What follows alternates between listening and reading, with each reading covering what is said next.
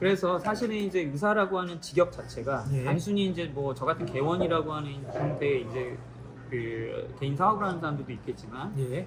의대생부터 그다음 전공의, 그다음에 대학 교수님들, 그다음에 다 다양하게 계신 거예요? 종합병원에서 근무하시는 분들 다 다양하시거든요. 또 병원마다 아니면 이제 개인 의사마다의 예. 그 이해관계라고 하는 게 좀 틀릴 수가 있어요.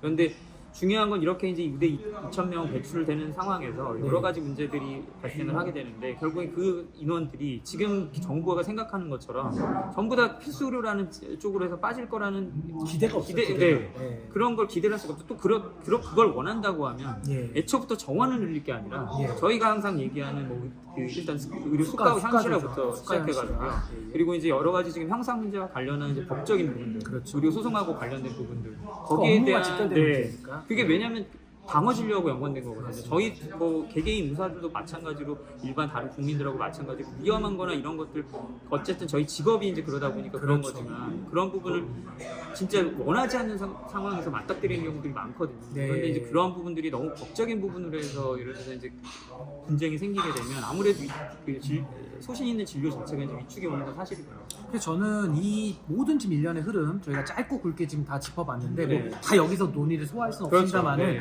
핵심은 네. 좀 정권 차원에서 준비되지 않은 일을 지금 막 밀어붙이고 있단 말이죠. 네. 그래서 일부 국민들에게는 막 지금 박수를 받고 있어요. 네. 그러니까 전 이것이 약간 전문 직역들에 대해서 좀 악마화 네. 내지는 정부 차원에서 그런 정치적 고려로 만에 하나 이게 이루어진다 그러면 열심히 성실히 일하는 의사 선생님들만 피해를 보시고 네. 결국 국민들도 피해를 보는, 그럼 도대체 이런 의료 정원 증대라는 게 네. 왜 해야 되는가, 네. 이런 또 근본적인 물음에 또 빠지는 거거든요. 네.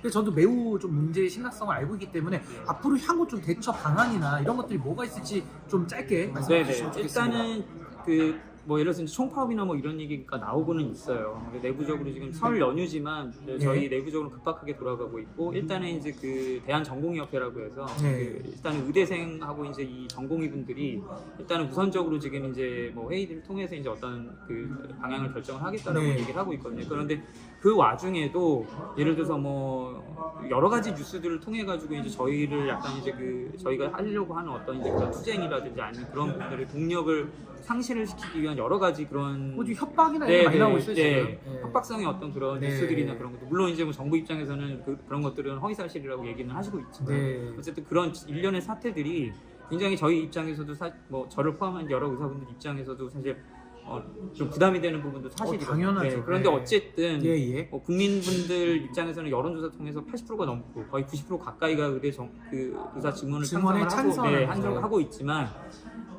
찬성하는 부분을 감안을 하더라도 이런 방식으로 이건 아니다. 이런 방식으로 준비 없이 저희도 일부는 그 의대 증언을 해야 된다는 필요성에 대해서는 공감을 하고는 있거든요. 그렇죠. 그런데 아까 말씀드린 대로 여러 가지 여건이 갖춰진 이후에서 그 다음에 마지막으로 저희가 고민을 해야 되는 게 사실 의대 정원 증가 문제, 증원 문제예요. 이렇게 간단히 경솔하게 할 문제는 아니다, 이 말씀이시고,